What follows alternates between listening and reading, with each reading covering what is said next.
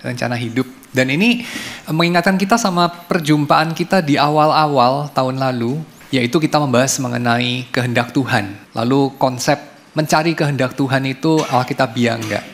Dan Bruce Waltke berargumentasi pada akhirnya bahwa itu mungkin ada banyak pinjem dari konsep orang bukan Israel, konsep orang bukan Kristen juga, konsep-konsep orang-orang penganut inilah agama dewa-dewa ya.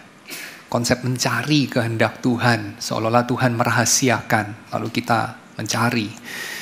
Dan pada sore ini kita akan merenungkan dalam kaitan dengan perangkat atau aparatus yang secara lugu kita seringkali anggap udah ada atau tentu saja udah ada dari zaman Paulus, tentu saja Musa itu juga punya agenda, punya planner gitu ya, seolah-olah agenda dalam artian buku agenda, bukan agenda dalam artian agenda politik gitu ya, bukan ya, tapi buku agenda maksudnya. Tapi nanti kita akan lihat bahwa ini konsep yang cukup baru, ya, ini konsep yang modern sebetulnya. Apa itu? Konsep life planning, ya, merencanakan hidup. Itu konsep yang modern. Orang zaman dulu tuh nggak punya konsep itu. Ya, apakah lebih baik, apakah lebih buruk otomatis, apakah lebih Kristen, apakah lebih nggak Kristen, itu ya nanti kita akan lihat ya. Tapi yang pasti pada sore hari ini kita akan membahas mengenai life planning ya, dan kita coba untuk lebih open, tidak langsung terjun kepada pertanyaan. Jadi gimana merencanakan hidup yang Kristen? Jadi bagaimana bisa ngintip kepada rencananya Tuhan buat saya supaya saya bisa mulai nyusun agenda saya tahun ini gitu. Nah itu kita nggak buru-buru loncat ke sana ya. Nah sebelumnya kita masuk dulu ke dalam pembacaan Alkitab. Kita baca kitab Roma. Roma ini beberapa orang katakan sebagai semacam systematic theology dari Paulus gitu ya. Jadi kayak ini buku yang paling kental muatan teologisnya gitu. Jadi kayak Alkitab itu kurang efisien ya dalam menghadirkan pengetahuan soal Tuhan, tapi ada beberapa bagian Alkitab yang lebih efisien. Nah, yang lebih efisien itu ya diantaranya kitab Roma gitu ya. Kayak kira-kira begitu anggapannya. Saya dulu waktu masih usia 20-an awal itu, saya juga masih awal-awal serius jadi Kristen, itu mulai berpikir Tuhan tuh kadang-kadang ya kok nggak efisien ya, kasih wahyuan, itu pewahyuannya itu nggak diabjatin gitu A sampai Z gitu ya, atau nggak disusun berdasarkan topik gitu ya, nggak bikin kayak systematic theology ala Berkhof ya, ataupun bikin kayak ensiklopedi gitu ala Britannica gitu. Kok Tuhan nggak kasih pengetahuan akan Tuhan itu serapi itu gitu, tapi Tuhan kasihnya itu dalam bentuk cerita, campur-campur puisi, campur-campur surat, dan akhirnya banyak ulang-ulang gitu ya. Sampai saya sadar yang salah bukan Tuhan, yang salah saya gitu ya. Jadi kayak oke. Nah kitab Roma, tadi saya udah bilang ini kitab yang kayaknya paling kental, kondens teologinya, kayaknya paling mirip bukunya Berkhof ketimbang surat-surat Paulus yang lain gitu ya. Tapi itu saya kira gambaran yang satu sisi, karena kita udah tendensius banget pengen belajar teologi secara sistematik, lalu nyari-nyari sumber yang paling dekat. Karena kalau kita lihat kitab Roma ini ada bingkainya, dan bingkainya itu sesuatu yang kayaknya sepele banget, sepele, mundane, sesuatu yang hari-hari, konkret, lokal, partikular. Apa bingkainya? Salah satu bingkainya itu ini. Kalau kita baca keseluruhan kitab Roma ya. Pasal 1 ayat yang ke-8 sampai dengan ayat ke-15. Pertama-tama aku mengucap syukur kepada Allahku oleh Yesus Kristus atas kamu sekalian, sebab telah tersebar kabar tentang imanmu di seluruh dunia. Sebab Allah yang kulayani dengan segenap hatiku dalam pemberitaan Injil tentang anaknya adalah saksiku bahwa dalam doaku aku selalu mengingat kamu. Aku berdoa semoga dengan kehendak Allah aku akhirnya beroleh kesempatan untuk mengunjungi kamu. Sebab aku ingin sekali melihat kamu untuk berbagi karunia rohani supaya kamu dikuatkan. Yaitu supaya aku ada di antara kamu dan turut terhibur oleh iman kita bersama. Baik aku oleh imanmu dan kamu oleh imanku. Saudara-saudara, aku mau supaya kamu mengetahui bahwa meskipun hingga ini aku selalu terhalang, aku telah sering berniat untuk datang kepadamu, agar di tengah-tengahmu aku menemukan buah seperti juga di tengah-tengah bangsa bukan Yahudi yang lain. Aku berutang baik kepada orang Yunani maupun kepada bangsa-bangsa lain, baik kepada orang terpelajar maupun kepada orang tidak terpelajar. Itulah sebabnya aku ingin memberitakan Injil kepada kamu juga yang tinggal di Roma. Lalu kita buka pasal 15 ayat 22 sampai dengan 33 ya. Ini saya katakan bingkai karena pada bagian-bagian ini Paulus bicara soal konteks penulisan surat ya.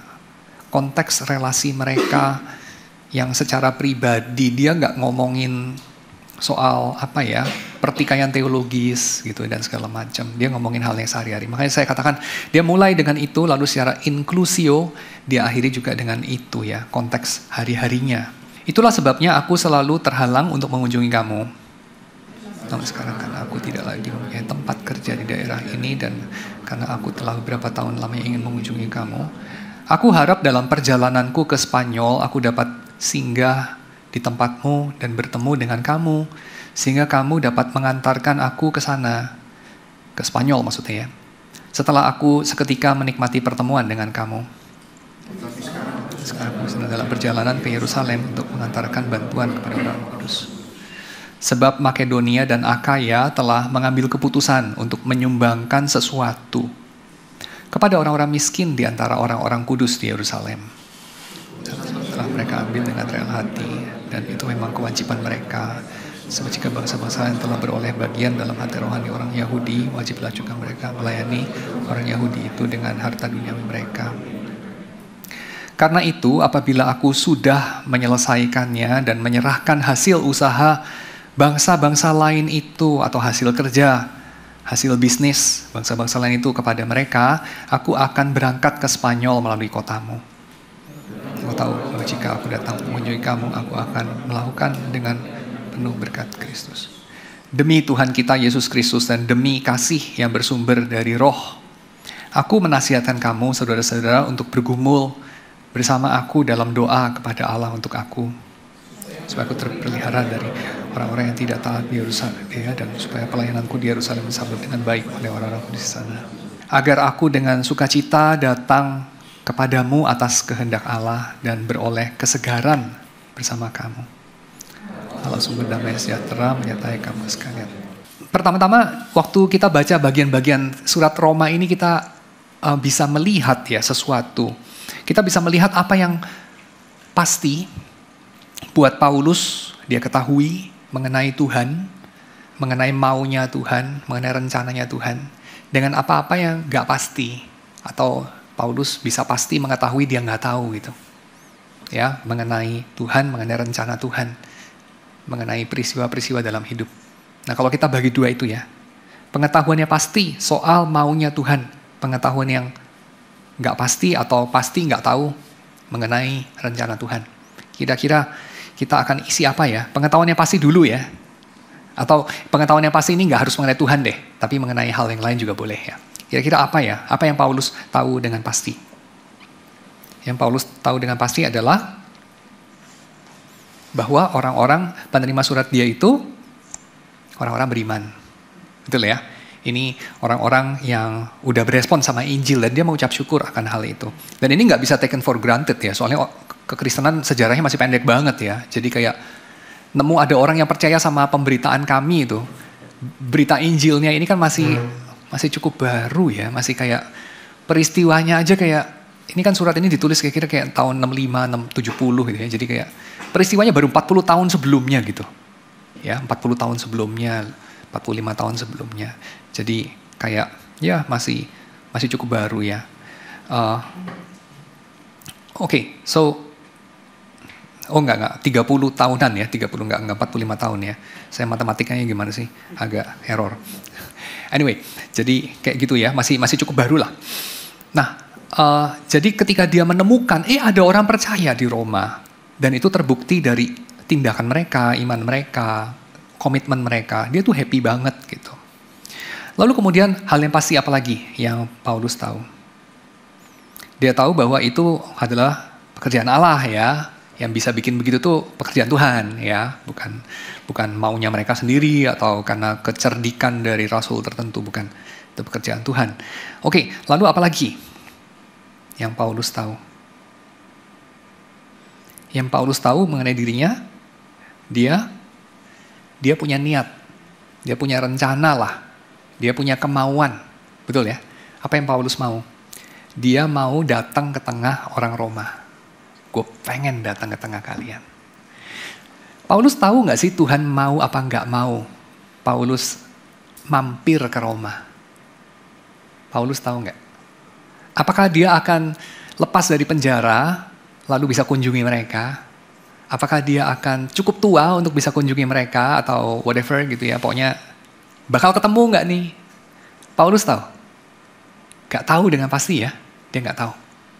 Mungkin dia berdoa pun Tuhan nggak kasih tahu gitu dalam mimpi ya. Paulus, lu bakal ketemu deh sama mereka nanti satu hari gitu ya. Nggak ada itu. Ya, dia juga nggak mendoakan itu sih. Dia nggak mendoakan, dia tahu. Itu yang kita tahu. Jadi yang kita tahu, Paulus tahu apa yang dia mau. Paulus tidak tahu apakah Tuhan akan mengabulkan keinginannya. Kita tahu bahwa Paulus tidak tahu. Dan Paulus, kita tahu juga, Paulus tidak cari tahu. Ya, Paulus tidak cari tahu itu. Itu nggak penting buat dia. Dia tahu apa enggak. Jadi artinya apa? Yang masa depan stay di masa depan. Kita sekarang kadang tahu, kadang nggak tahu. Karena kadang-kadang Tuhan kasih tahu juga masa depan ya. Kadang-kadang nggak kasih tahu. Dalam hal ini nggak kasih tahu. And it's fine. Ya, buat Paulus, it's fine. Dan dia yakin bahwa niat dia itu baik. Keinginan dia itu baik. Ya, dia tahu itu. Dia tahu bahwa dia berniat untuk menemukan buah di tengah mereka, seperti juga dia temukan di tengah bangsa non-Yahudi yang lain. Ya, jadi orang Roma ini banyak orang non-Yahudi, cuman nggak pernah ketemu. Terus Paulus tahu dia berhutang kepada semua orang, baik Yunani maupun Yahudi, ya, dan seterusnya. Lalu kemudian di bagian terakhir juga ya kita melihat lebih jelas lagi, Paulus ini punya planning. Planningnya ini gak dikatakan oleh Paulus kapan. Gak ada planning tapi gak ada tanggal eksekusinya. Ya, jadi ini kita bicara life planning ini ya. Ini planningnya gak life planning ini ya. Paulus kan hidup gak cuma untuk berkunjung ke Roma kan, banyak yang lain ya urusan. Tapi ada planning lah dia itu, dan planning dia itu lagi-lagi dia gak ada tanggalnya. Tapi ada planningnya, dan planningnya berdasarkan sesuatu yang baik. Ya, sesuatu yang baik untuk dilakukan. Yang relevan, yang berdasarkan pengetahuan akan Allah. Dia tahu Allah itu, apa itu? Yang menghadirkan Yesus, keselamatan di dalam Yesus. Dia tahu bahwa Allah itu berkenan agar Paulus memberitakan Injil ke seluruh dunia. Dan yang dia tidak tahu, kapan Allah berkenan menghantar dia ke Roma. Ya, dan bahkan dia hanya mengatakan berharap dapat singgah di Roma dalam perjalanan ke Spanyol. Itu cuma harapan aja. Apakah Tuhan akan mengabulkan? Nggak tahu ya. Bahkan apakah Paulus akan sampai ke Spanyol ya? Paulus juga nggak tahu lah itu. Dia nggak tahu. Ya. Dan Paulus tahu bahwa dia sekarang itu dalam perjalanan ke Yerusalem untuk sesuatu yang lain. Apa itu? Nganterin duit yang dikumpulkan orang-orang di Makedonia dan Akaya, cukup gede kayaknya jumlahnya, duit sedekah lah ya, untuk dikasih ke orang-orang miskin Kristen di Yerusalem. Dan kira-kira Paulus tahu nggak sebelum mereka kumpulin duit itu bahwa mereka akan kumpulin duit itu? Nggak tahu ya, karena ayat 27 dikatakan yang mengambil keputusan itu mereka, bukan Paulus. Paulus tuh nggak ngumpulin dana ya, yuk janji iman gitu ya, buat nyumbangnya orang-orang miskin di Yerusalem nih, kesian mereka. Kalian tega banget sih orang-orang kaya di Akaya dan Makedonia. Yuk kita janji iman sumbang ke Yerusalem. Enggak ya, ini bukan inisiatif dari Paulus. Ini inisiatif mereka, orang Makedonia, orang Akaya. Karena kayak bayar semacam apa ya? Bayar hutang budi gitu. Dan hutang budinya itu kepada orang-orang Kristen Yahudi. Karena kayak Mereka kasih mereka kekayaan orang-orang Yahudi. Kekayaannya bukan duit ya. Kalau Yahudi sekarang kayaknya kekayaannya berlian gitu ya. Yang di New York gitu kan. Pedagang berlian. Kalau sekarang, kalau zaman Paulus itu, kekayaan mereka itu Torah. Kekayaan mereka itu Mesias, pengharapan mesianik. Ya, itu kekayaan mereka firman Tuhan. Dan orang-orang di Akaya, orang-orang di Makedonia bilang, kita mau kasih barter. Kita udah dapat cipratan kekayaan mereka. Sekarang kita bagi cipratan kekayaan kita, ya. Dan Paulus menjadi kurir apa itu? Ya itu deh, ya ngirim duit gitu ya. Kalau zaman sekarang kurirnya pakai gelombang radio gitu. Zaman dulu pakai Paulus. Dan Paulus bilang, setelah gua selesai ngantri ini baru gua mampir tempat lu ya dalam perjalanan ke Spanyol gitu. Apakah dia akan selamat di jalan, nggak ketangkep, nggak kandas kapal, belum tahu ya, belum tahu. Jadi, oke. Jadi apa yang kita mau katakan? Yang kita mau katakan sampai di sini adalah Paulus punya rencana, satu. Kedua, dia sharing-sharing juga rencana dia pada orang lain. Ketiga, Tuhan punya rencana, kita tahu itu ya, Tuhan punya rencana. Keempat, kita tuh bisa tahu rencana Tuhan atas hidup kita dan kita bisa plan accordingly, bisa in theory ya, conceptually bisa. Tapi apakah itu akan terjadi selalu begitu? Ya, apakah Tuhan menghendaki itu? Jawabannya kelihatan dari surat Paulus ini kita bisa deduce ya. Kayaknya enggak ya, kayaknya enggak. Tahu kenapa enggak? Tahu di sini, Paulus itu punya banyak bolong-bolong dalam datanya dia ya. Banyak nggak taunya dia. Ya, dia nggak tahu apakah dan kapankah dia akan nyampe ke Roma gitu. Ya, dia nggak tahu. Jadi artinya apa? Artinya kita itu fine-fine aja untuk mengatakan jika Tuhan menghendaki ya, seperti yang Yakobus katakan. Jika Tuhan menghendaki. Tapi jika demikian ya, lantas apa ya patokan dari kita punya planning dalam hidup ini? Kalau bukan kayak kita punya akses kepada agendanya Tuhan lalu kita tinggal kayak copy paste gitu. Dan nyari nama kita gitu ya. Saya kasih contoh itu kayak gimana ya. Kayak gini misalnya. Saya sebagai guru, juga sebagai dosen itu kan terbiasa itu kan di awal semester itu kan ada namanya agenda akademis gitu ya, kalender akademis itu ya. Jadi kan ada kayak ada apalah mesti bikin soal kapan tengah semester ujian, bikin soal kapan akhir semester ada ujian, liburnya kapan aja dan apalah segala macam ya. Jadi kayak lu tahulah kira-kira akan ada peristiwa apa lu tahu itu kayak 6 bulan sebelumnya lu tahu gitu ya. Dan kira-kira kita itu ketika bikin planning diri kita sendiri ya, kan diri kita itu kan hidupnya nggak terisap cuman satu di sekolahan aja. Ada beberapa orang begitu sih ya, kayaknya sedih banget. Ada beberapa orang kayak terisap di kampus atau dimanapun ya, itu kayaknya sedih banget. Tapi kan kebanyakan orang sih nggak gitu ya, kebanyakan orang kan hidupnya itu ada diverse lah ya. Jadi kan kita perlu nyocokin agenda kita sama agenda institusi. Nah kita anggap ini, kerajaan Allah itu kayak institusi besar gitu. Terus kita mau cocokin agenda kita gitu. Lalu kan cenglinya nih, Tuhan menerbitkan kalender. Ya, kalendernya Tuhan gitu.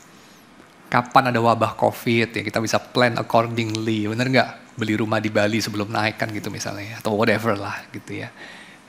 Jual sebelum turun harganya. Whatever gitu ya. We can plan accordingly. Tahu gitu gua nggak akan gini. Tahu gitu gua akan gini. Kan gitu. Tapi Tuhan kasih tahu gitu nggak? Nggak kasih tahu gitu loh. Dia nggak kasih tahu gitu. Kenapa ya? Kurang puasa lu, kurang saleh lu, kurang doa, kurang rendah hati, kurang ngotot mencari kehendak Tuhan. Atau mungkin dibutakan sama ambisi pribadi. Iya bisa sih begitu. Tapi in principle saya kira nggak gitu sih. Kenapa? Karena nggak ada cerita di Alkitab menjadi normatif. Normatif ini artinya normal buat semua orang gitu ya. Menjadi normatif. Tuhan kasih tahu agenda. Nggak ada. Ya. Ada sih kayak Misalnya panjangnya kekeringan di Israel waktu zamannya Elia dikasih tahu itu ada ya kepada Elia. Tapi itu jarang-jarang gitu, itu eksepsi gitu. Kebanyakan kasus tuh nggak dikasih tahu kalender. Jadi kita masih give up lah model kalender Tuhan kasih tahu kepada orang pilihan gitu ya. Kita masih give up itu. Tuhan, apakah saya ini harusnya pindah perusahaan pada akhir tahun ini? Tuhan, apakah saya harusnya menikahnya tahun ini atau tahun depan? Ya Tuhan, harusnya gimana itu kayaknya. Kalau kita terus lu ngarep apa gitu? Lu ngarep Tuhan ngomong dari mimpi gitu ya. Dari langit Tuhan ngomong gitu. Itu kayaknya kita masih give up model itu.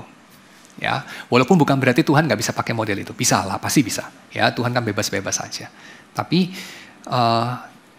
untuk normalnya, jadi normatif untuk normalnya, Tuhan tuh kayaknya nggak pakai model itu sih. Kalau pakai model itu ada di Alkitab berarti contoh-contohnya ya. Tapi kayaknya contoh di Alkitab itu nggak normal gitu. Ya, jadi saya kira cukup aman kita bilang kita sebaiknya meninggalkan itu. Nah, oke. Nah sekarang saya langsung masuk ke bagian ini ya, ke bagian life planning. Jadi life planning kita masih rencanakan tuh gimana? Nah, oke, saya masuk ke sini dulu. Ini sekarang bukan dari Alkitab ya, ini sekarang dari sisi pemeriksaan historis sama filosofis ya. Saya kutip dari kutipan yang sering dikatakan mengenai Socrates ya. Socrates bilang, unexamined life is not worth living. Hidup yang nggak dikaji, yang nggak diuji, ya, yang nggak diperiksa, buat apa sih gue hidup, nggak terlalu berharga untuk dihidupi. Jadi kalau lu nggak pernah pikir-pikir untuk apa lu hidup, ya kayaknya lu hidupnya nggak lebih berharga dari anjing lah, kira-kira gitu ya. Anjing juga hidupnya happy-happy lah buat dia ya, tapi kayaknya nggak terlalu signifikan lah hidupnya, nggak terlalu meaningful. Ya, nggak terlalu worth living, kira-kira begitu. Oke. Lalu John Rawls ini filsuf Amerika modern ya, banyak pengaruhnya besar ya di Amerika, John Rawls. Nah, John Rawls mengadopsi itu khususnya mengenai rencana hidup. Menarik ya, John Rawls nggak cuma tulis mengenai justice, ya. John Rawls juga tulis mengenai life planning, lalu dia ngomong soal unplanned life is not worth living. Hidup yang nggak direncanakan itu tidak berharga untuk dihidupi. Ya, in effect dia ngomongnya begitu. Lalu, ini semua mau ngomong apa? Mau ngomong beginilah kira-kira ya, bagi orang modern, hidup itu mesti direncanain. Kalau nggak direncanain, lu cuman go with the flow aja, hanyut-hanyut aja, kayaknya lu tuh nggak memaksimalkan kemampuan, hak istimewa, privilege lu sebagai subjek, sebagai yang mengambil keputusan atas hidup lu gitu. Ya, itu orang modern ya, diwakili sama John Rawls dan akarnya kita lihat dari Socrates lah gitu ya, tradisi itu. Dan Charles Taylor ya, Taylor ini seorang filsuf dari Kanada, bukan dari Amerika ya, dia Kanada. Taylor itu bikin riwayat diri, sources of the self. Lalu dalam riwayat konsep diri itu dia kemudian salah satunya mengomentari mengenai life planning ya. Lalu dia bedakan salah satunya ya antara pandangan tradisional mengenai kehidupan yang sukses atau gagal dengan pandangan modern mengenai kehidupan yang sukses atau gagal. Saya highlight yang gagal aja ya. Itu beda gitu. Bagi orang tradisional ya, kita bayangin orang tradisional itu siapa ya? Kayak orang-orang kuno lah ya, mungkin engkong emak kita gitu ya, kongco kita gitu ya, engkongnya engkong gitu ya. Kayak gitulah orang tradisional atau orang-orang di kampung ya. Itu juga biasanya tradisional masih ya. Bagi orang-orang tradisional, hidup yang gagal itu biasanya adalah gagal mencapai externally set expectations gitu. Jadi kayak ekspektasi yang diset sama orang lain. Contoh, ekspektasi buat seorang istri gitu. Lu cewek udah kawin gak bisa masak.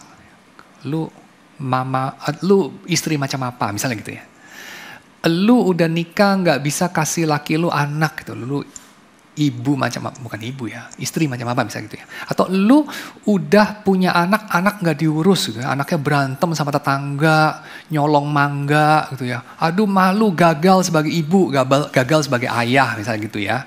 Nah itu ekspektasi itu siapa yang set? Siapa bilang bahwa seorang perempuan harus nikah? Seorang perempuan kalau nggak nikah gagal hidupnya. Seorang perempuan kalau udah nikah harus bisa menyenangkan suaminya setidaknya perutnya gitu ya. Kalau perutnya kurus-kurus aja kayaknya kurang sukses perempuannya. Kalau makin buncit lakinya kayaknya itu sukses ya. Nah itu tuh siapa yang set? Jawabannya ya bukan dia. Bukan si perempuan itu yang set. Betul ya, orang lain yang set. Gak tahu siapa, nenek moyang lah kira-kira begitu, tradisi. Ya, it's tradition. Nah, orang tradisional itu tuh menganggap hidup yang gagal, hidup yang sukses adalah seberapa kamu bisa memenuhi ekspektasi-ekspektasi yang pihak luar tentukan. Tapi orang modern tuh enggak, lain. Orang modern tuh gini, ekspektasi buat saya, nah sekarang dia nggak ngomong lagi kami, apa kita, dia ngomongnya saya. Bisa beda sama kamu. Kalau buat saya, hidup tuh gagal kalau usia udah 30 nggak punya $1 juta. Itu fail. Ya, orang bilang apa, orang lain lagi bilang lebih rendah dikit, usia udah gocap, nggak punya Rolex, lu gagal sebagai manusia. Siapa waktu itu bilang ya? Ada tuh orang Perancis tuh bilangnya gitu. Usia gocap nggak punya Rolex, lu gagal jadi manusia. Mungkin itu supaya Pak Tong kasih pendeta Rolex kalau usia udah gocap. Gitu ya. Biar walaupun gagal di bail out sama papa gitu ya. Baik, papanya baik ya. Jadi biar anaknya nggak terlalu rendah diri ya. Lu udah usia gocap nggak punya Rolex ini gue kasih ya. Jangan malu-maluin papa ya. Baik hati. Itu sesuatu yang apa ya? Sesuatu yang kita nggak set dari tradisi kira-kira gitu. Itu diset sama diri kita sendiri. Ya, kita mau pilih yang mana gitu. Pilih kayak $1 juta kita yang pertama harus kita miliki sebelum kita usia 30 atau sebelum usia 35 udah nikah misalnya, atau setidaknya nggak tahu, anak-anak kita menang Nobel 1 atau 2 misalnya, atau whatever lah. Ya, kita set ekspektasi kita, lalu kita perjuangkan. Jadi orang yang gagal, orang yang apa? Orang yang gagal, satu, gagal menetapkan bagi dirinya sendiri tujuan hidupnya. Orang gagal tuh, gagal mimpi. Ngimpi aja nggak bisa, gila lu. Ngapain lu hidup? Ngimpi aja nggak bisa. Atau kedua, ngimpi doang lu, gak berjuang, cuman ngimpi. Nah, misalnya gitu ya. Kerja lu cuman ngimpi, orang gagal. Atau ketiga, lu kerja keras sih, cuman lu bego, jadi lu gagal. Nah kalau udah kayak gitu, mati aja lu. Ya, mending mampus aja lu, ngapain lu hidup? Udah usia 30, gak punya $1 juta. Misalnya gitu ya. Atau whatever, isi yang lain gitu ya. Udah usia 30, masih belum laku misalnya gitu ya. Atau udah usia 30 masih belum punya follower lebih dari 100.000 misalnya gitu ya. Whatever. Mampu saja. Jadi gagal mimpi, gagal berjuang, gagal mencapai sama dengan gagal. Kalau orang tradisional bebannya agak lebih ringan. Karena nggak perlu menentukan. Makanya galau itu penyakit anak-anak modern. Anak-anak tradisional nggak pernah galau, ya nggak pernah galau. Gue mau jadi apa ya? Nggak ada galau, karena udah diset sama orang lain, sama tradisi, nggak ada yang nanya. Ya, udah umur segini ya kawin, udah umur segini ya cari kerja, udah umur segini ya mesti gini. Ada itu semua skripnya, tinggal dijalanin. Kalau gagal dalam tanda kutip, itu juga bukan gagal, itu cuma sekedar unfortunate, gitu aja. Jadi perlu dikasihani dan ada yang simpati.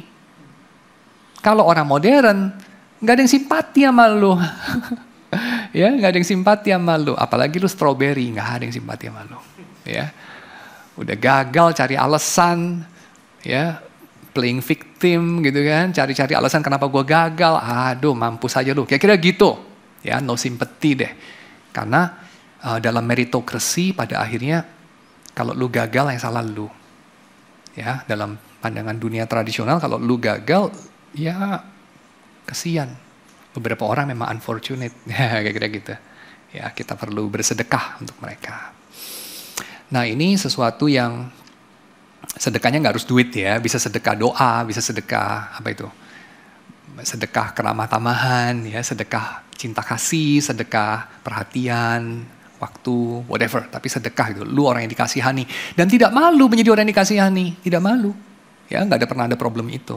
Yang malu untuk dikasihani itu orang modern. Ya, dan karena juga tidak ada menghina orang pengemis dihina itu nggak ada loh.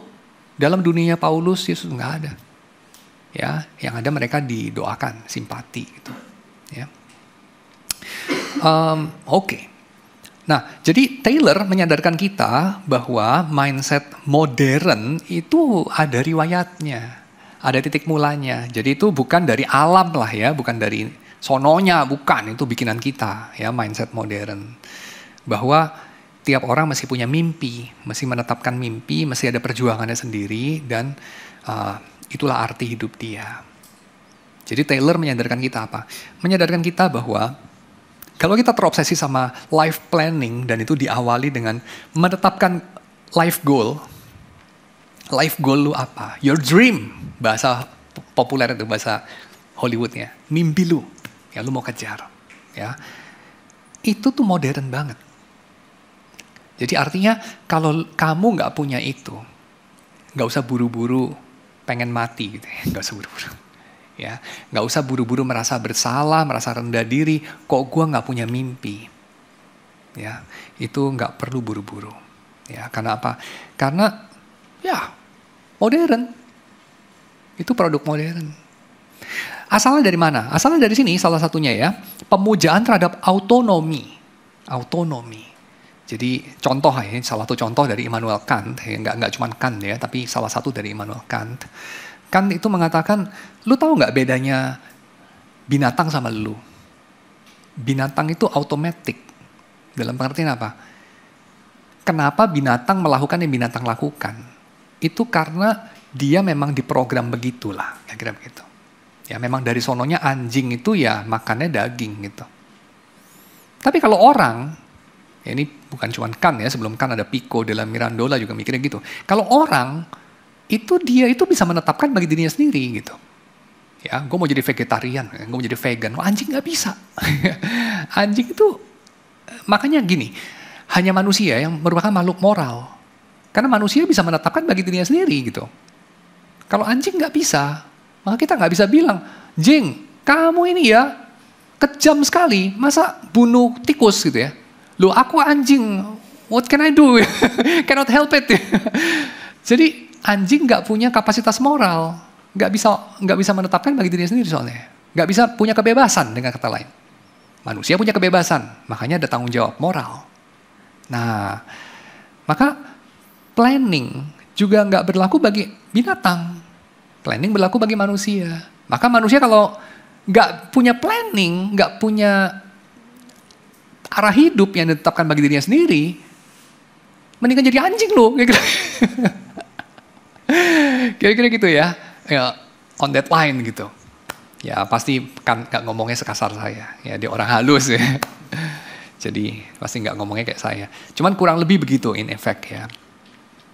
Maka sampai di sini, kalau kita lahir dalam dunia modern ya, tidak heran buat kita planning itu segalanya.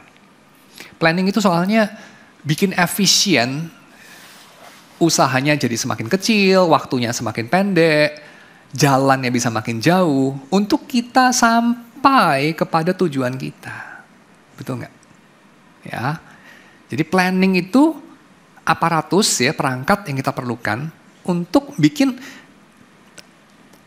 apa itu? Jalurnya itu seefisien mungkin gitu.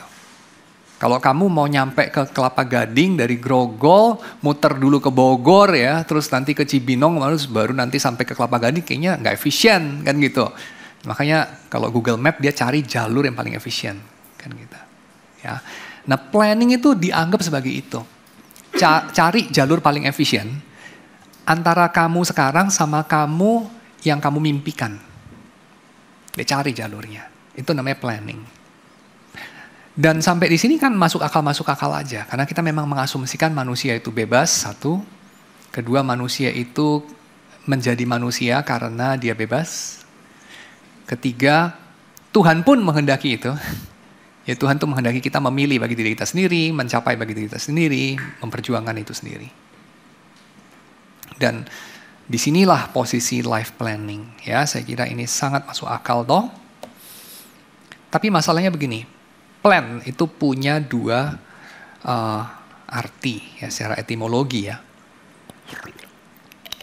Plan itu dalam pengertian kita, khususnya di awal-awal tahun, biasanya itu planner. Planner itu, apa itu planner itu? Planner itu kan tabel kosong yang ada tanggalnya, ada jamnya, nggak ada isinya. Itu planner. Tapi plan itu ada pengertian kedua. Plan pengertian kedua itu apa? Blueprint. Rencana pengembangan sebuah kota misalnya. Itu kan juga disebut sebagai plan. Betul nggak? Kalau pergi ke Dewan Kota, Balai Kota, lalu tanya plan pemerintah kota DKI Jakarta, Jakarta Utara, daerah Kelapa Gading, plannya mana saya mau lihat. Kan kamu nggak berharap ada peta buta area Kelapa Gading, nggak ada kan? Kamu berharap itu, apa itu? Development plan gitu. Jadi rencananya ke depan itu. Jadi terus kamu tahu apa? Kamu tahu ke depannya ini akan terjadi apa, kamu tahu ke depannya itu constraint kamu apa gitu. Belilah tanah di sini karena akan jadi itu dalam 10 tahun ke depan. Jangan beli yang di situ karena dalam 10 tahun ke depan ini akan jadi apa dan seterusnya kan itu. Ya. Jadi plan itu bisa dua macam sebenarnya, yaitu pertama plan itu sifatnya kayak tradisional tadi, heteronomous, atau yang lebih modern, autonomous. Tapi kita kalau ngomong plan, seringkali itu mikirnya soal yang otonomi itu. Ya, tapi kita masih sadar namanya plan itu bisa juga kita artikan sebagai peta sebetulnya. Ya, jadi kalau kita bicara life planning, jangan kita cuma mikir soal tujuan kita, keputusan kita, apa yang kita inginkan. Makanya kalau bicara soal life planning, misalnya orang terus apa? Yuk kita meditasi, berkonsentrasi, kita melihat ke dalam, and then follow your heart, kan gitu-gitu. Nah itu satu sisi, itu sisi otonominya. Tapi manusia dan juga kita bicara plan itu ada dua sisi. Ada sisi otonomi, relatif, ada sisi heteronomi. Ya, karena dunia ini bukan tanah kosong. Dunia ini bukan uncharted territory gitu, bukan. Dunia ini adalah rumahnya Tuhan. Tuhan ada di sini, lepaskan kasutmu Musa, sebab tempat engkau berdiri adalah tempat yang kudus, milik Tuhan. Ya, God is here. Dan dunia ini lebih tua dari kamu. Dan udah jalan sebelum kamu ada. Dan masih akan terus jalan menuju sesuatu yang kamu gak tahu sepenuhnya jauh setelah kamu mati. Maka kita perlu respect itu. Ya, waktu kita bikin planning kita perlu respect itu. Respect bahwa dunia ini ada penghuninya, jagat raya ini ada rohnya.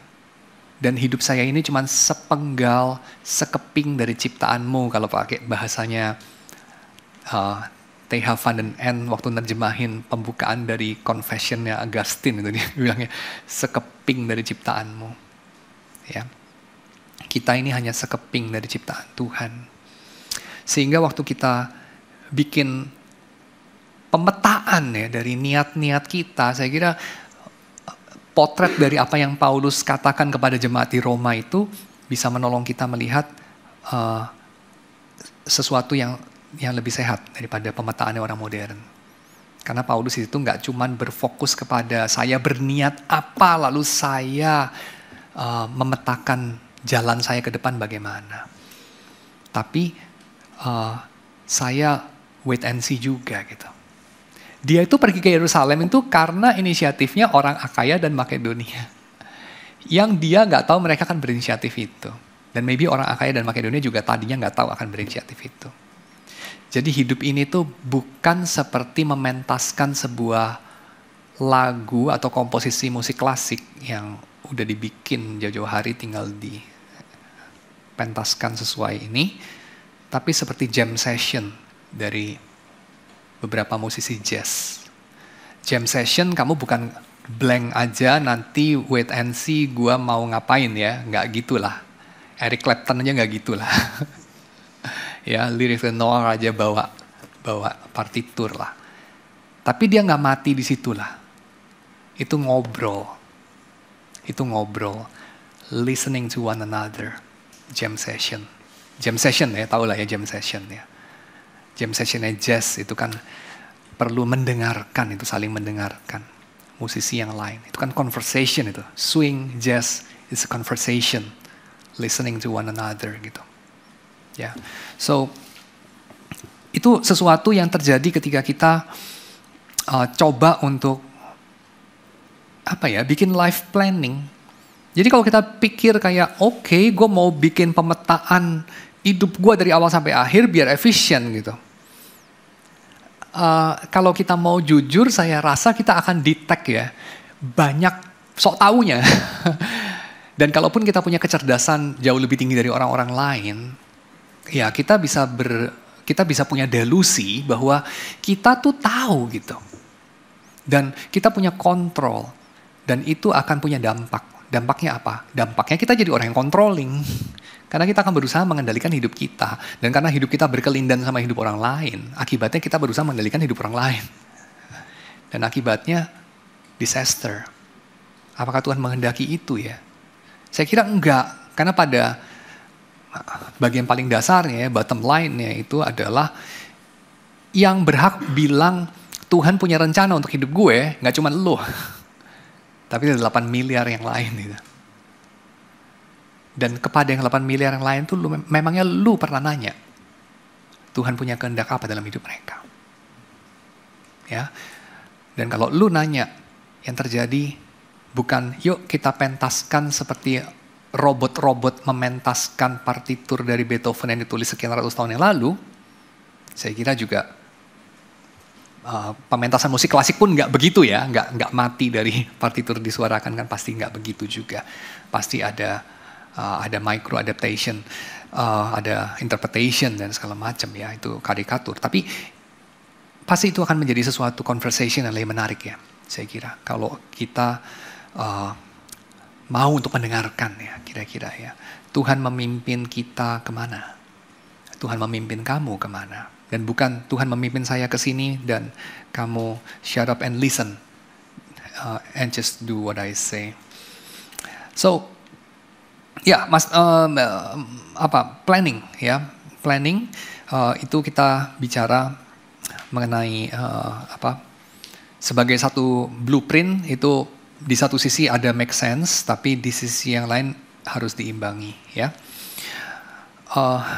yaitu dengan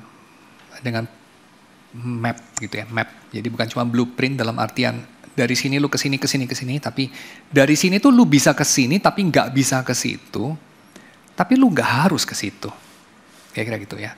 Jadi kita perlu untuk bikin bikin satu metafor yang lain ya.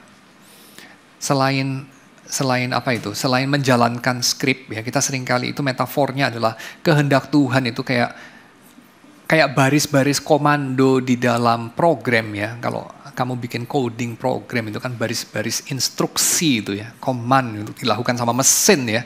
Cocok ya, mesin itu ya melakukan command gitu. Strings of commands itu. Ya. Tapi manusia itu ya nggak melakukan strings of commands lah manusia itu. Dia nggak thriving kalau melakukan strings of commands. Ya.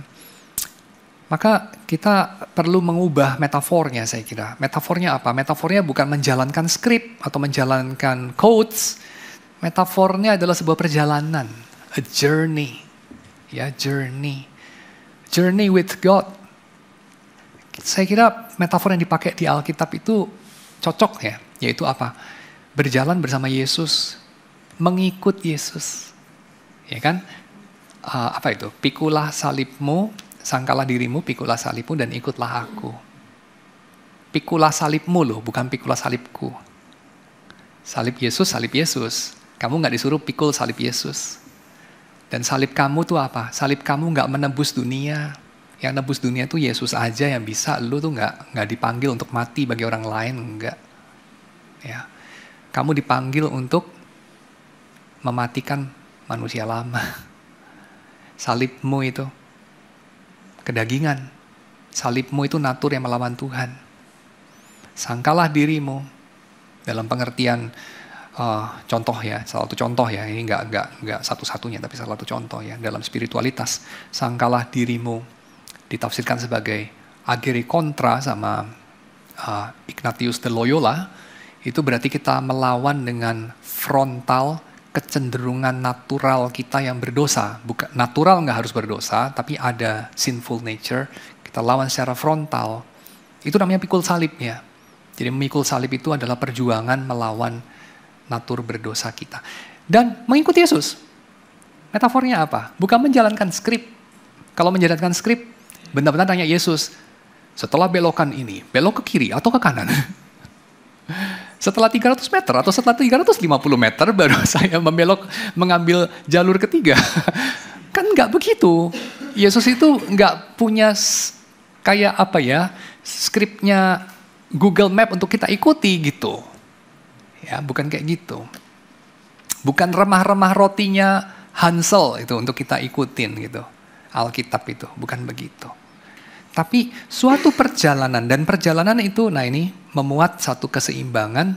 Di satu sisi ada yang namanya itinerary. Jadi lu kalau liburan, lalu kemudian liburan ini kan biasanya ngajak-ngajak lah yang seru ya, kan nggak sendirian biasanya itu. Ngajak keluarga. Tapi kalau ngajak keluarga biasanya kan memang selalu ada potensi tension waktu menentukan itinerary. Dari sini mau kemana, lewat mana, mau ngapain di sana, dan segala macam kan itu ya. Kalau liburan nggak ada itu, biar nggak ada tension, kita nanti aja, biar seru-seruan, nanti nggak seru deh. Kan gitu. Tapi kalau itinerary-nya dibikin sampai udah detail ya, menit kesekian kita akan naik tram yang kesekian itu. Menit kesekian kita melakukan apa. Satu ketinggalan, bubar semua. Jadi akhirnya kita nanti akan waktu liburan, jadwalnya lebih ketat daripada buruh pabrik Xiaomi. Nah itu kan kita tidak menikmati mencium bunga di tepi jalan itu kan nanti. Ya, kita nanti akan hidupnya melaksanakan skrip padahal lagi liburan ya.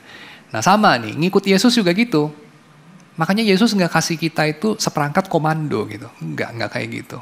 Tapi dia kasih kita itu ya yuk. Ikut saya dalam journey kehidupan ini. Dan ada garis besar kemana ya. Kita mau ke Spanyol, tapi gue bakal mampir ke Roma. Ikut yuk, kata Paulus. Kapan? Ya nanti deh, kalau Tuhan izinkan. Tapi gue akan ke Yerusalem dulu, nganter ini nih. Sampai kapan lu ke Yerusalem ya? Menit keberapa lu pulang? Ambil kereta nomor berapa? Nggak dikasih tahu ya. Waktu itu mungkin juga belum zamannya. Tapi godaan ya buat kita sekarang. Mungkin juga waktu itu Paulus nggak ada ya teknologinya gitu. Tapi godaan kita sekarang yang mampu dengan teknologi itu. Kita merasa Tuhan tuh berhutang sama kita sehingga kita itu merasa kayak kita perlu memaksimalkan setiap sen, setiap detik, setiap inci untuk Tuhan. Tapi saya mau tanya ya, lu pernah gak sih hidup sama orang kayak gitu? Orang yang kayak super planning, super rasional, super perfeksionis. Demi kamu, demi mencintai kamu. Pernah gak? Gak tahu ya. Saya gak pernah juga sih ya. Saya gak pernah juga. Isi saya itu walaupun lebih suka kalau ada plan, tapi dia juga rada-rada nggak terlalu plan juga. Tapi saya bayangkan ya, kalau seperti itu ya, I guess hidupnya nggak nyaman ya, kayaknya nggak apa ya? Ini saya kan mau memberikan yang terbaik buat kamu saya gitu ya. Kalau kita terlambat mengejar kereta jam 4 pagi itu, kita nggak akan dapat ke restoran yang itu karena udah penuh dan apa segala macam dan semacam. Aduh, nggak perlu gitulah, ya. Semacam begitu saya kira ya. Hidup mengikut Yesus, ya saya kira kita jangan pikir Yesus itu John Paul Getty lah saya kira. Ya, J. Paul Getty itu kayak ingin memaksimalkan setiap sen yang dia punya, gitu. Kaya raya sih dia. One of the richest in the world waktu zamannya dia hidup itu. Tapi enggak lah, jangan kayak John Paul Getty gitu, saya kira. Enggak sampai segitunya lah. Tuhan itu maha kuasa, maha berdaulat, yes. Tapi dia bukan control freak. Saya kira kita perlu let it sing. Khususnya kita ini orang-orang. Anak-anak reform yang lahir di reform ini. Tuhan itu bukan control freak. Walaupun dia almighty, walaupun tidak satu inci pun dalam hidup manusia tidak mengatakan ini milikku. Walaupun tidak satu detik pun Tuhan itu lepas matanya karena ketiduran atau lagi nonton bola, keasikan atau whatever gitu, ngecek Facebook gitu. Enggak.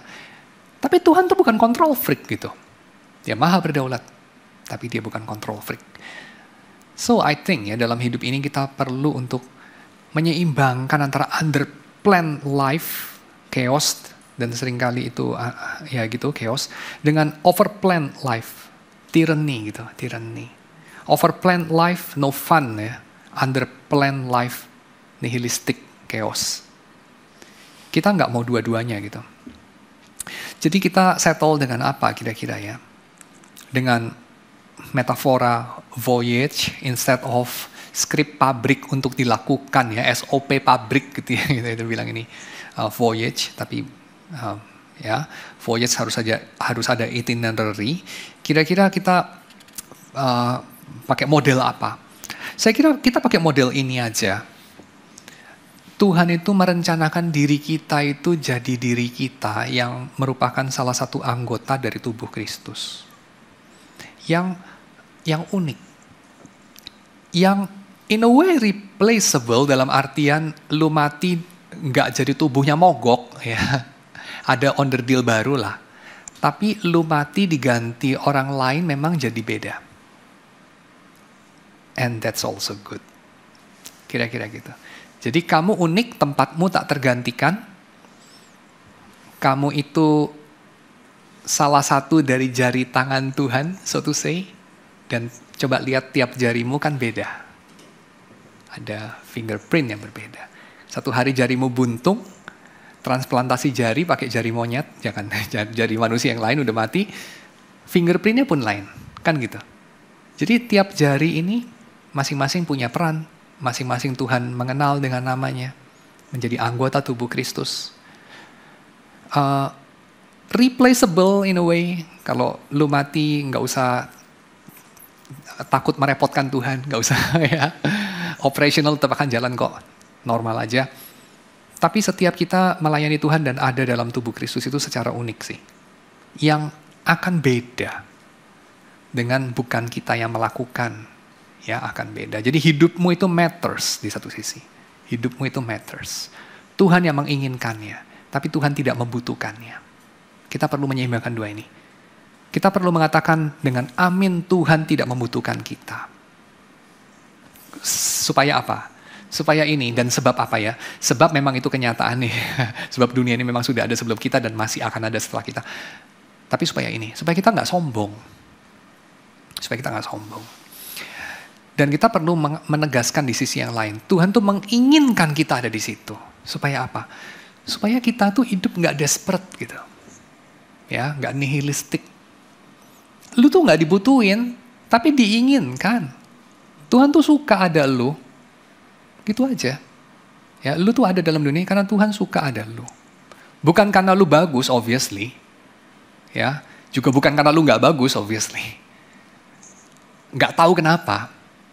For some reason ya, Tuhan itu mau lu ada.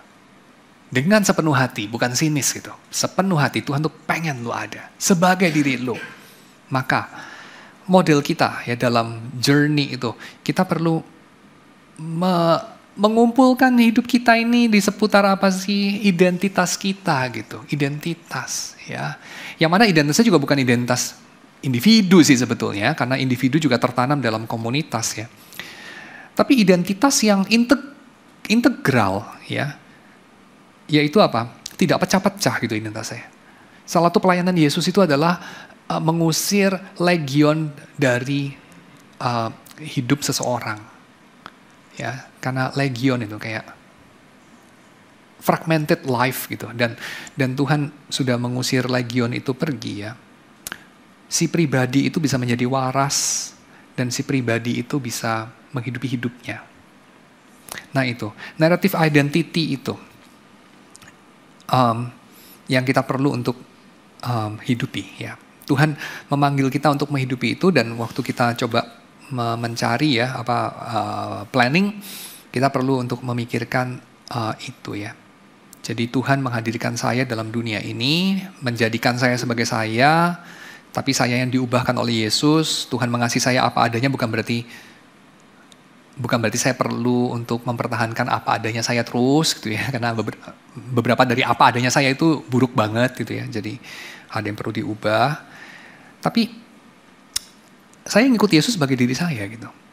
Dan kalau saya punya planning ya, saya punya planning untuk develop diri saya ini supaya yang merupakan potensi menjadi aktualitas agar saya bisa mengetahui, dan melalui mengetahui saya jadi memuji Tuhan gitu. Oh Tuhan tuh menciptakan gue untuk jadi begini 50 tahun kemudian gitu. Semacam itu. Ya. Jadi in that sense, life planning itu ya seperti Kierkegaard bilang ya, direncanakan ke depan. Meaningnya hanya bisa dilihat ke belakang maksud saya. Retrospektif. Tapi dihidupinya hanya bisa ke depan. Jadi direncanakan ke depan, tapi meaning dari rencana itu hanya bisa dilihat ke belakang. Artinya waktu kita bikin planning buat hidup kita, jangan ngarep meaning. Jangan ngarep meaning waktu bikin planning. Tapi siapa yang bikin planning yang gak ada meaning? Kan bikin planning yang dalam rangka kepengen ada meaning, bikin planning. Kalau gak ada meaning terus apa yang menyatukan planning itu kan gitu. Nah jawabannya adalah, saya kira ini, jangan buru-buru memutlakkan meaningnya. Dan biarlah meaningnya juga terkait sama meaning secara global dari umat manusia dan jagat raya. Jadi meaningnya bukan cuma kayak biar hidup saya bermakna, nggak cuma itu gitu. Tapi karena, bukan supaya bermakna ya, tapi karena jagat raya ini bermakna, karena kita ini kehadirannya sudah bermakna, maka saya bikin planning. Nah ini kan beda banget ya dengan orang sekuler yang saya bikin planning supaya hidup saya bermakna gitu. Otherwise hidup saya chaos. Enggak. Memang sih, gak ada planning ya hidup lu chaos sih, bener sih. Tapi chaos pun Tuhan bisa pakai kok gitu ya. Lu gak punya planning pun Tuhan bisa pakai kok. Tapi gue akan beda kalau kita berangkat dari sini. Gue tahu Tuhan itu menghadirkan alam semesta jagat raya ini tuh udah ada meaningnya. Tapi gue berespon sama itu. Ya, itu akan beda gitu. Nah itu kira-kira. Poin yang lain adalah, jadi tadi itu prospektif sama retrospektif ya. So apa itu? Waktu kita plan itu prospectively plan, tapi retrospectively read gitu. Kita membacanya retrospektif ke belakang ya, seperti Kierkegaard katakan itu. Poin yang berikutnya itu adalah soal konstitutif atau instrumental gitu. Jadi planning hidup ini, apakah ya perjalanan hidup ini keseluruhannya itu, seluruh perjalanannya itu adalah artinya, jadi ini teorinya Aristotle gitu ya, jadi apa itu? Tujuan hidup itu adalah ya hidup itu sendiri gitu. Apa sih eudaimonia? Ya seluruh perjalanannya. Eudaimonia itu kayak hidup yang baik ya. Kayak LG itu ya, life is good gitu. Hidup yang baik gitu, eudaimonia. Itu apa gitu? Bukan ketika lu mencapai $1 juta lu yang pertama, bukan karena akhirnya gue apalah gitu, jadi profesor, atau akhirnya gue kawin juga, atau akhirnya gue punya anak, bukan gitu. Tapi seluruh perjalanannya, termasuk ketika akhirnya gue mati, padahal gue ya nggak punya $1 juta, ya nggak jadi profesor, nggak menang Nobel, nggak menang Oscar, ya nggak dikenal siapa-siapa, follower di Instagram 10 misalnya gitu ya. Kalau posting yang nge-like 1 diri gue sendiri, ya fine gitu, gak apa-apa gitu. Itu tetap it's a good life, kayak kira gitu. Because God wants you to be here, ya. And do so and so. Walaupun of course bisa juga ya, it's a bad life ya. Kalau lu menghambur-hamburkannya untuk berdosa ya, it's a bad life also. Jadi kutuk bagi orang lain. Kenapa ya nggak dari dulu dia mati ya, kira gitu ya. Nah, tentu bisa juga begitu. Jadi ini pertama ya, seluruh perjalanannya itu adalah satu hal yang bermakna ya. Jadi planningnya itu kita bicara makna itu konstitutif. Yang kedua kita bicara makna itu instrumental. Jadi artinya apa? Ini tuh cuma alat doang. Makna itu adalah mencapai hasilnya terakhir itu, yang dicapai lewat hidup itu. Nah kalau instrumental ini yang diikuti bukan Aristotle ya, tapi John Stuart Mill. Ini yang seringkali orang modern conceive life planning itu begitu. Makanya dia conceive-nya apa? Seluruh itinerary-nya itu kalau bisa belok-beloknya makin dikit gitu.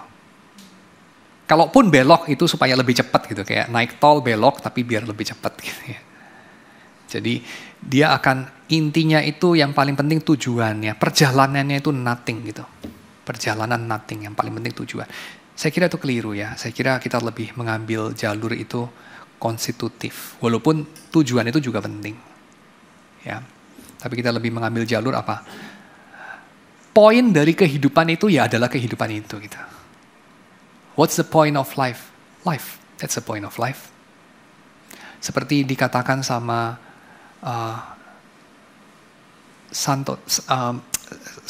saya lupa exactly namanya ya. Teresa dari Lisieux, saya lupa. Tapi intinya saya ingat perkataannya. Dia katakan begini, setiap jalan ke surga adalah surga.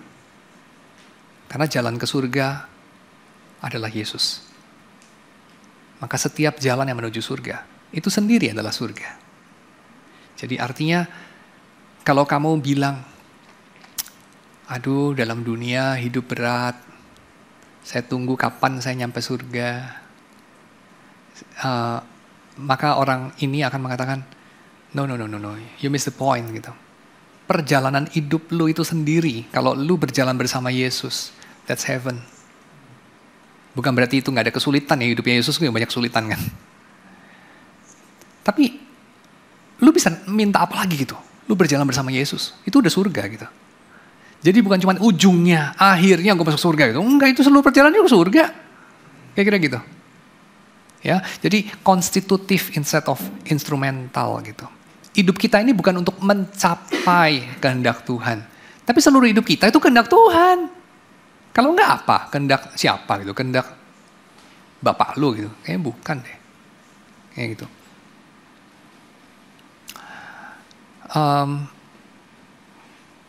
Oke, so terakhir ini saya kutip dari satu pepatah Yiddish ya, pepatah Yiddish mengatakan ketika manusia berpikir Tuhan tertawa. Ketika manusia berpikir merencanakan jalannya, Tuhan tertawa.